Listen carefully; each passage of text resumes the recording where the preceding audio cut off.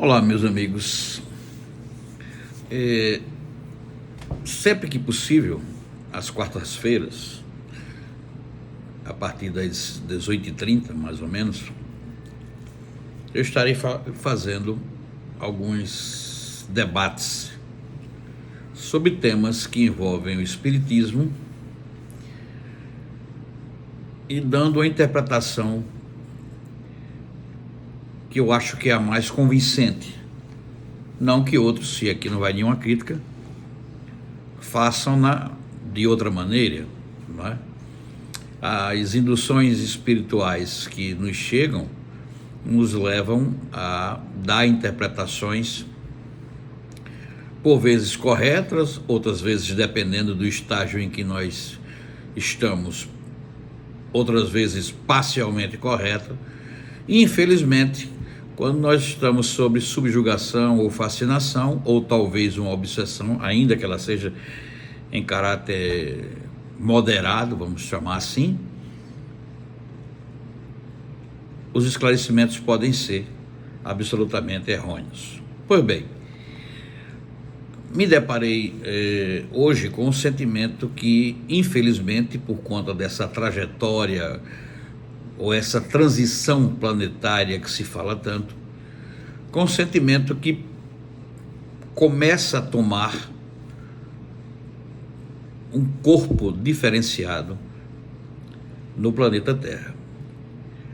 Quando nós observamos o capítulo 12 de O Evangelho segundo o Espiritismo, quando trata de amai os vossos inimigos, numa das passagens de Fenelon, em Bordeaux, 1861, alguns tradutores de O Evangelho falam em 1860, mas isso não tem muita importância, apenas para que não haja divergência. Ele nos diz que nós devemos amar os nossos inimigos. Começa exatamente isso. Ele diz assim, que amar os nossos inimigos e seremos felizes. Aquele que ama se aproxima de Deus. Aquele que não ama, na tradução, dele se afasta, ou quem usa o ódio. Mas por que tanto ódio? Por que tanta perseguição? E aí o ódio, ele tem tentáculos. O ódio deriva da inveja, do orgulho, do egoísmo, da falsa modéstia, da enganação, do uso contínuo da mentira.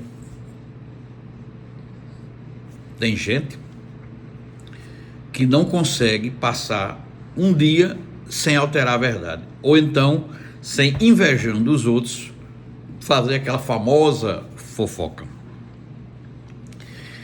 Fenelon, num texto bastante pequeno, ele diz que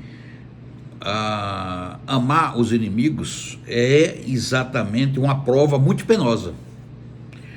E se nós considerarmos que todos nós, indistintamente, escolhemos um meio de reparar as nossas atitudes em outras existências, não é? E por vezes nós reclamamos provas muito pesadas,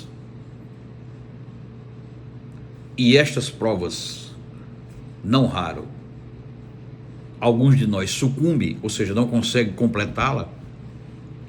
A penosidade de amar o nosso inimigo, às vezes que está dentro da nossa família, às vezes é um amigo e termina se tornando um inimigo, faz com que cada um de nós tenha a necessidade de avaliar o que nós estamos fazendo.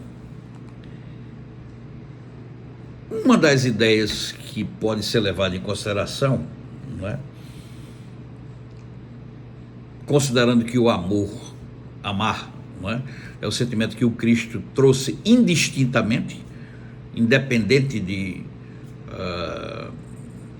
cor, de ética, de sexo, enfim, de opção, de trabalho, enfim, de posição social, etc.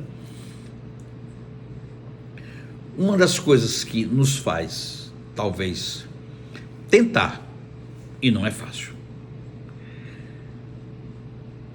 amar aquele que nos fere,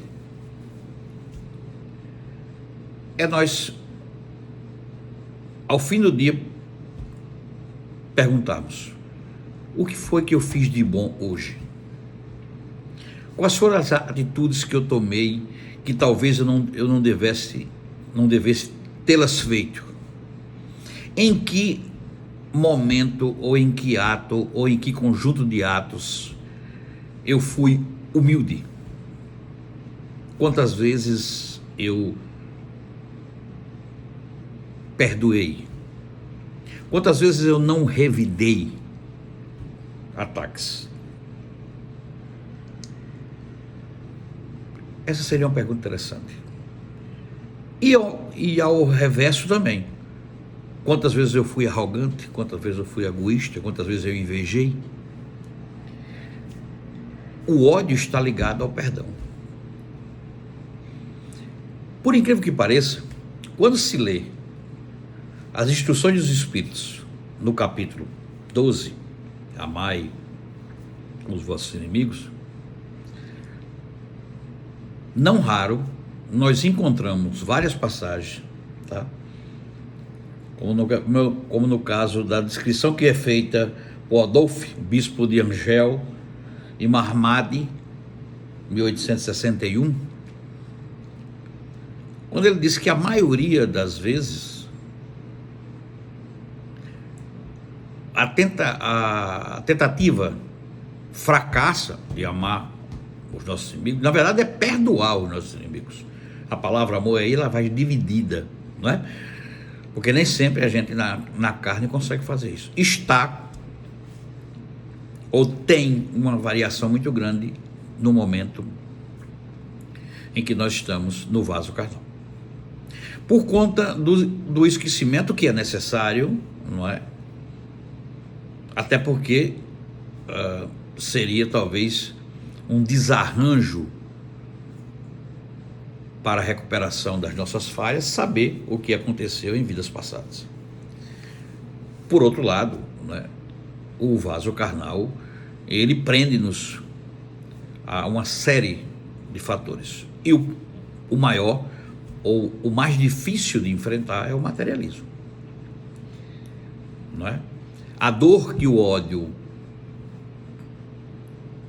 ele provoca naquele que desenvolve esse sentimento é muito maior, às vezes, do que a vontade que algumas pessoas tenham de perdoar. Porque, geralmente, se você observar, quando se diz assim, fulano, esqueça isso, né? Releve, talvez o colega ou a colega, etc., tal, esteja passando por um momento difícil, tal, e se desconcentrou, se desequilibrou. Aí vem aquela velha pergunta, feita desde que os tempos são tempos, não é? São idos. E se fosse com você? A gente geralmente, né, uma grande parte, cultiva o ódio e afasta o perdão ou o amor àquele que nos fere, transferindo a responsabilidade para aquela pessoa que às vezes quer transferir para nós um conselho, né, um exemplo de que aquilo não vai levar a lugar nenhum e que nós estamos mais materializados do que espiritualizados. Ou seja, há um véu, não é, que nevoa os nossos pensamentos e nós às vezes não conseguimos atingir essa meta. Não quero dizer que a humanidade toda nunca perdoou ou nunca amou os seus inimigos, mas é algo que não é tão fácil. Existem pessoas que carregam tanta animosidade em relação a outras, não é? Inclusive na relação encarnados-desencarnados, que não consegue nem ouvir o nome de determinadas pessoas. Outros, e o que é mais doloroso, porque o amor, quando o texto diz ame os seus inimigos, né? Amai os seus inimigos, ele está levando aos dois princípios de maior peso na escala espiritual e carnal: amar a Deus sobre todas as coisas e ao próximo como a ti mesmo. Ou seja, o próximo pode ser seu inimigo, pode ter feito o mal, e nós não conseguimos às vezes, não é, digerir essa necessidade de perdoar.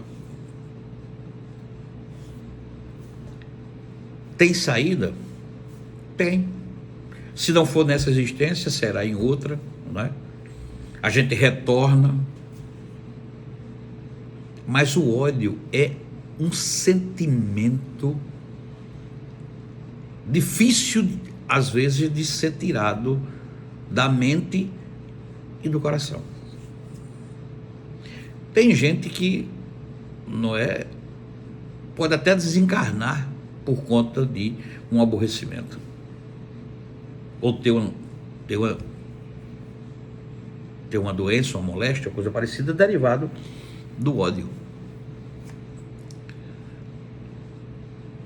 Mas por que se consente, estamos falando em Deus, que o homem efetivamente cultive o ódio? Deus não consente. Deus é amor, não é? O Fenelon já disse, né? Se tu fazes o bem, tu estás próximo de Deus. Se tu praticas o mal, tu estás se afastando dele. Embora ele cultive a cada um de nós, não é, os bons sentimentos. O problema todo é que nós temos uma série de fatores que nos levam a não conseguir, entre aspas, engolir aquilo que contra nós foi feito, ou contra nós, ou contra um parente, enfim. Tem gente que toma as dores do outro, não é? Ao invés de conciliar, ele contendia, ou seja, aumenta a contenda, ou seja, coloca mais gasolina no fogo. É fácil? Não, não é. Principalmente quando o ódio ou o mal, né? Porque geralmente o ódio, ele provoca no indivíduo uma tentativa de vingança, não é? É aquele famoso, fulano vai me pagar. Tem gente que passa do limite, né? Mais do que o limite, chega até ao ponto de tramar o desencarne de fulano ou ciclano. Outros ficam maquinando as energias negativas, porque não conseguem resolver os seus próprios problemas. Por isso que se diz, amor e ódio andam praticamente colados. Às vezes um se sobrepõe ao outro. E não raro, começa com o amor. Ou seja, está tudo bem entre você e alguém, né? Numa rima simples, mas basta que aquela pessoa lhe contrarie em alguma coisa, ou você se sinta menosprezado, né? Desprezado, não atendido nos seus anseios, seja em qualquer das espécies das convivências humanas, né?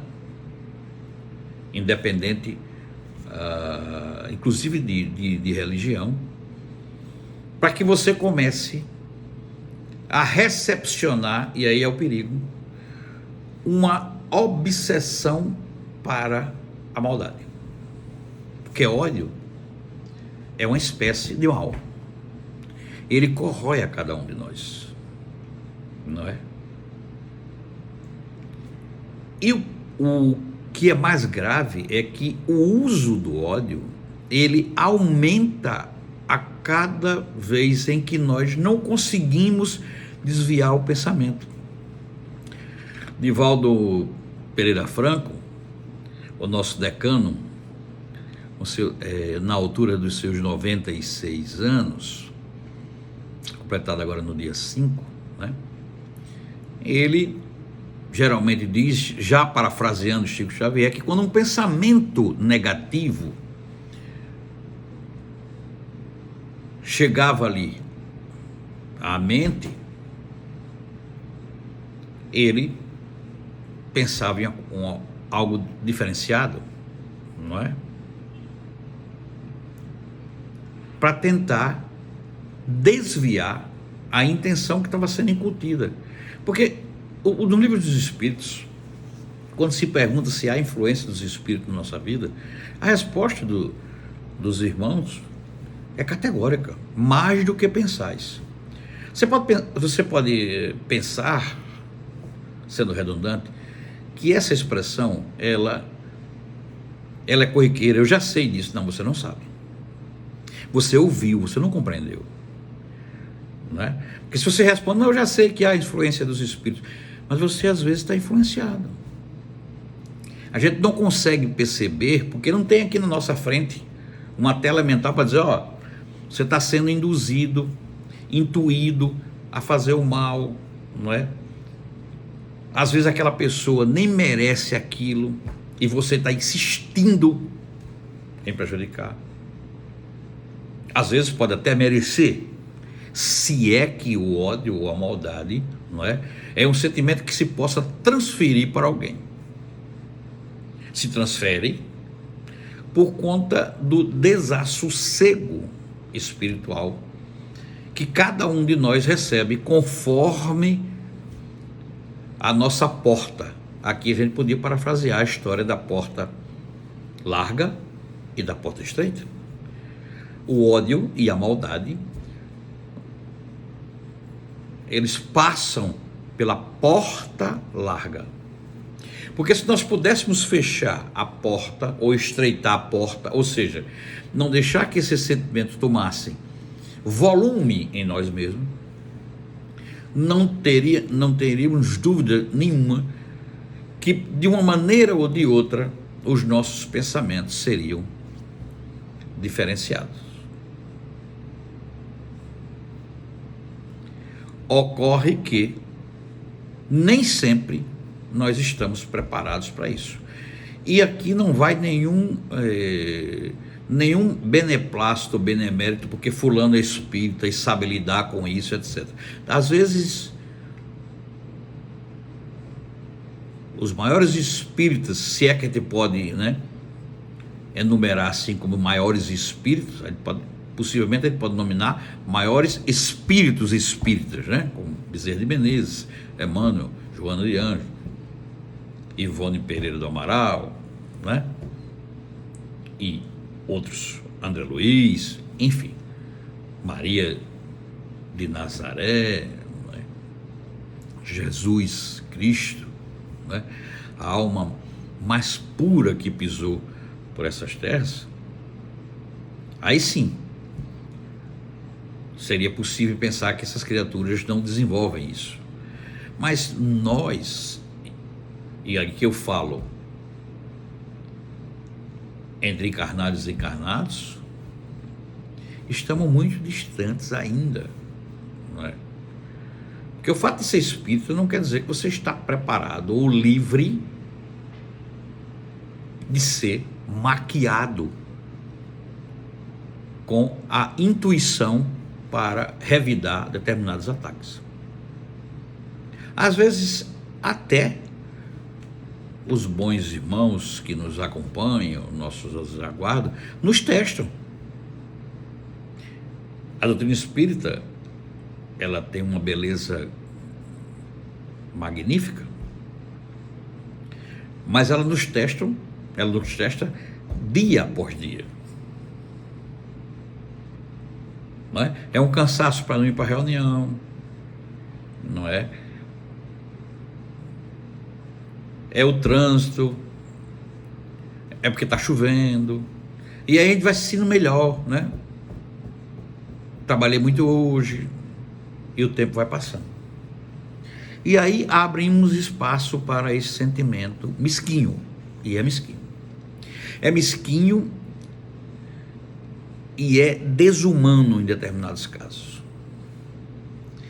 Existem irmãos que são capazes de alterar a verdade que se impõe para os fins de prejudicar. Quando eu falo alterar a verdade, seria a antítese da verdade, isso é mentir. Não é como se fosse uma criança que a mãe pergunta: onde é que você estava? Está todo molhado? Você, não, eu levei uma queda, caí. Não, estava jogando bola em algum lugar, estava tomando banho em um rio, coisa parecida. Se isso continua, vicia, porque o mal também vicia. Você abriu um espaço, e aí aqueles irmãos que estão acostumados a isso, ou querem usá-lo, ou usá-la, para atingir um objetivo que eles só podem fazê-lo, às vezes, quando um outro irmão, não é, está em desdobramento, ou seja, no sono, e às vezes nem consegue, né? Tem que fazer o mal usando de um terceiro, porque aquele irmão tem uma certa proteção quando está em desdobramento, de modo que esse sentimento ele deve ser tentado por cada um de nós.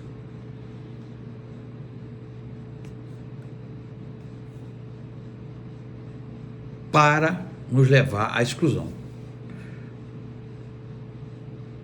É claro que não é fácil. Aliás, nada é fácil. Não há facilidade em estar encarnado. Nós estamos recuperando erros do passado.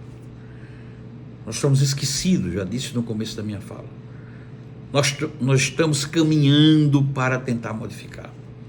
Nós carregamos uma ferramenta que nos é dada como se fosse um instrumento de autodefesa, chamado de livre-arbítrio. Ou seja, livre vontade para fazer o que eu desejar. Se eu me conscientizo que esse livre-arbítrio, e eu sei o que significa, ele me veio como uma bengala para me ajudar a caminhar nessa existência, e eu tento fazer o melhor possível. Aqui tem uma passagem que fala sobre o homem de bem, né? Serem perfeitos. As bem-aventuranças também estão todos aqui. Aí talvez eu consiga começar a desviar, não é? A desviar para não utilizar desse infortúnio que é o ódio, que é a maldade, que não vem sozinho, né? Ele vem com a caravana de invirtudes. O problema de você encher seu coração de ódio é alimentar um sentimento que pode lhe prejudicar muito no futuro. Você pode não completar o ciclo, né? Você veio com uma prova para tentar modificar, e por infortúnios na vida você enche o seu peito, o seu coração de batidas de ódio, de batidas de maldade, e isso irá contribuir para um retorno futuro, não é? Em situação ainda mais deplorável. E alguns não conseguem terminar.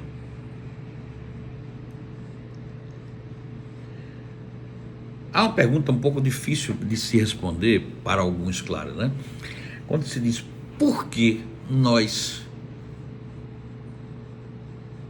frutificamos a árvore do ódio? Se o ódio é maldade, esta árvore não deveria nem estar plantada no nosso pomar, vamos chamar assim, no nosso ser, no nosso coração, às vezes o nosso espírito ou o nosso perispírito carrega isso e de uma maneira ou de outra aflora. Por vezes são testes para que nós recuperemos o que em outras existências fizemos. Não, eu pratiquei muito mal contra fulano e tal, e estou vindo agora na minha família, ou ele vai ser um amigo meu. Mas parece-me que o perispírito de alguns de nós não consegue expurgar ou retirar essa nódoa, essa mancha contra determinados atos. E não raro, quem pratica o mal, não é? Quem dirige energias negativas em direção de outrem, por maior que seja a dor, arrepende-se. Se não for na carne, será no mundo espiritual. Isso é fato, ponto, é fato. Está aqui. Leia qualquer das passagens, né, do capítulo 12 das Instruções dos Espíritos de Santo Agostinho, né? Um espírito protetor, Francisco Xavier, enfim, que eles vão dizer. Inclusive ele fala até dos duelos, né? Na verdade, na literalidade não seriam duelos como acontecia em épocas passadas, em séculos passados, né? Mas seriam duelos entre o bem e o mal, não é? Essa talvez fosse a trajetória mais adequada para se interpretar. O que é que nós devemos fazer para talvez não ser iludidos por isso? Bom, eu sugeriria, e é uma sugestão de quem, infelizmente ou felizmente, né, mas que está aprendendo, que em alguns momentos, né, já sentiu raiva. Não sei se cheguei na escala de ódio, às vezes sim, né? A nossa interpretação de ódio é, não, mas não é bem assim, não é ódio, eu estou apenas chateado ou coisa parecida. Você sempre arruma uma desculpa para dizer que aquilo ali não está no limite, porque o limite é o ódio. Aí a partir dali você sai atirando para tudo que é lugar, né? É uma metralhadora giratória, né? Nada naquilo ou naquela pessoa, enfim, é passível de ser aceita por você. Então, dizia eu sugeriria que tentássemos fazer o bem. Eu sei que é difícil, às vezes, né? Acontecem algumas coisas conosco, né? Até de supetão, traição, perseguição, calúnia, difamação e por aí vai. E você às vezes não consegue parar momentaneamente para dizer, não, eu preciso pensar, não é? Mas não é pensar para revidar, que faz o mesmo efeito. Você revida, você cria um laço também, né? Você passa a se igualar com aquele que fez, que lhe persegue, que lhe calunia, não é? Que quer lhe ver ao solo, em sofrimento, em aflição, em desequilíbrio. O contrário seria desejar o bem. E nós temos uma ferramenta muito interessante, que é o Evangelho. E quando eu falo em Evangelho, eu sei que algumas pessoas, por curiosidade, estão escutando, porque a doutrina espírita hoje ela está sendo muito utilizada pela curiosidade, né? E graças a Deus, aqueles que são curiosos, daqui a pouco estão pela necessidade, né? É como ir à casa espírita, você vai por curiosidade, depois, em determinados momentos, você, ou não, chega lá por necessidade, e aqueles que estão se afinando com a doutrina, ultimam essa tríade com a afinidade, né? E aí passam a ser um pouco melhores. Essa é a finalidade do Consolador que o Cristo disse. Então, o Evangelho nos ajuda fazer o evangelho todo dia, independente da religião, dizia eu também. Use o seu código de conduta, a Bíblia, o Alcorão, o Torá, qualquer coisa que possa, uma prece, não é? Uma prece, a maior das preces que existe, quase todos nós sabe de cor, porque todos nós, independente do caminho em que seguimos, né, nascemos cristãos, uma grande maioria, né, talvez a grande maioria, e aprendemos a maior das preces, contada aqui, declinada no Monte das Oliveiras, declinada nas bem-aventuranças, que é o Pai Nosso, que é uma oração de evocação. Vejam, não é? Que quando se inicia o Pai Nosso, se diz: Pai Nosso que estás no céu. Você está evocando, né, o princípio soberano de todas as coisas, né? E ainda você diz: santificado seja o vosso nome. Você evoca e estabelece uma relação de santidade com esse ser iluminado que vive dentro de cada um de nós. Então, usemos o evangelho e tentemos não revidar os ataques que sofremos. Continuo dizendo, não é fácil, mas às vezes o silêncio, não é? O silêncio, ele confunde o agressor, porque ele não encontra caixa de ressonância. Quanto mais se pensa que você vai revidar, tente fazer um esforço para não fazer isso. Às vezes não vai levar em nada, porque às vezes o desequilíbrio não está em você, está no outro. A maldade não está em você, está no outro. Se você se iguala a ele, efetivamente a contenda não vai ter fim nunca. E aquele a que nós invocamos há pouco, ao falar da oração que o Pai nos ensinou, aquele está contabilizando, né, o livre-arbítrio que ele lhe deu quando você encarnou. Ele está contabilizando o que você está fazendo com esse livre-arbítrio. Pois bem, leamos o Evangelho, invoquemos os nossos anjos da guarda, os nossos guias espirituais, os bons espíritos que se compadecem de nós, porque todos nós somos necessitados. E as pessoas que são necessitadas, não é? Elas carecem de ajuda. E não é através do ódio que a gente vai encontrar isso. Quando a vontade de causar o mal a alguém lhe alcançar, por mais que seja dolorosa, tente fazer o bem, substitua. Não é assim? Use a canção Poesia do Santo de Assis. Senhor, fazei-me instrumento da vossa paz. Onde houver ódio, que eu leve o amor. Onde houver incerteza, que eu leve a fé. E ainda pede para fazê-lo diferente. Dá mais do que receber, perdoar do que ser perdoado. Nada é difícil quando se tem fé.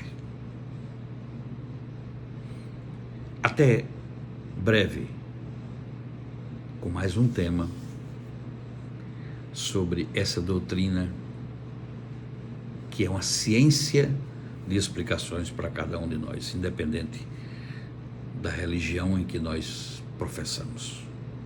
Sempre haverá um momento em que nós teremos dúvidas, assim como eu tive, até chegar com as conclusões que eu cheguei. Espero que você, com essas palavras, possa refletir e evitar se abraçar com esse sentimento de tamanha pequenez. Abrace-se com amor, com a caridade, virtudes do Cristo. Até breve.